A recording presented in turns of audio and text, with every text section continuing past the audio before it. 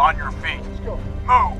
So welcome to Bardo, episode 5 of season 7. This was written by Drew Lindo, who's joining us today. Hi, Drew. Hi, Jason. How you doing? This was directed by Ian Samoil, our longtime first AD, and a wonderful director in his own right. I think this is maybe his 5th or 6th episode that he's done of the show. Hello, Octavia. I'm going to start by asking you a few baseline questions. Drew, this is a crazy episode. This is, the episode that will melt the noodle. Yeah, it's sort of a Mobius strip of two stories happening in the same space at different times. And we're sort of wrapping up the end of Octavia's off-screen story from season 6. In season 6, we saw her disappear into the anomaly for a short time and come back, having no memory of what happened.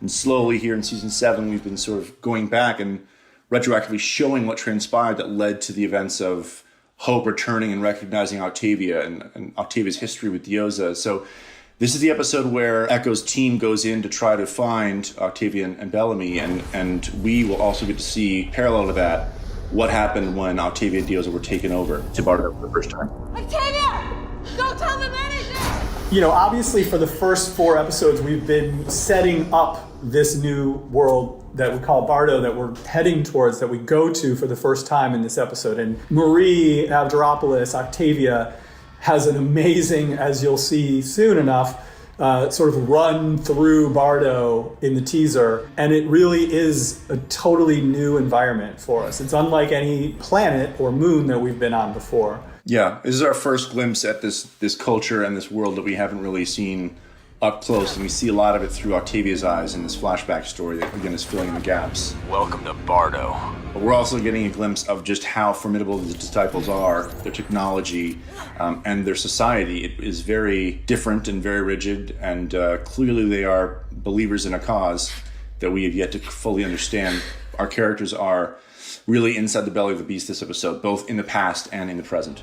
In the light of the shepherd, we will not lose.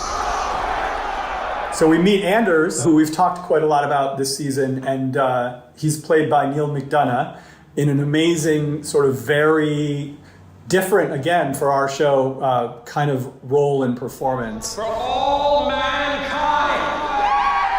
We begin to unpack how they got here, who they are.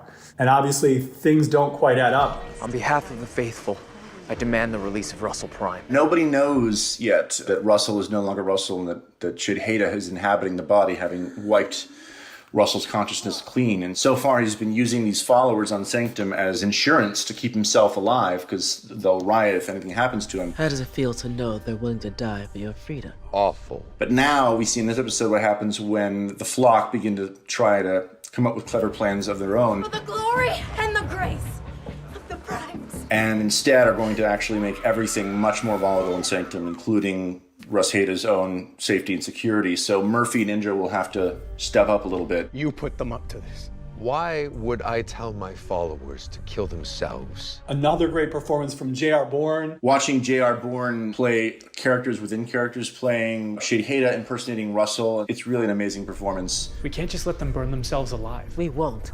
Russell isn't the only prime in Sanctum. Murphy wanted to be a god last season, and this season is really about him having to grapple with the consequences of that. He's now responsible for these people he doesn't really know or doesn't really care about that much. And so now he's forced to try to maybe save their lives. I got it. Yeah, and I think it's fascinating to see that beginning to work its way into his heart, too. As Murphy begins to actually care, I think it surprises him most of all. And it's a really interesting arc that this episode definitely sort of takes a big step in. The others better come back soon, because I'm getting tired of being the hero.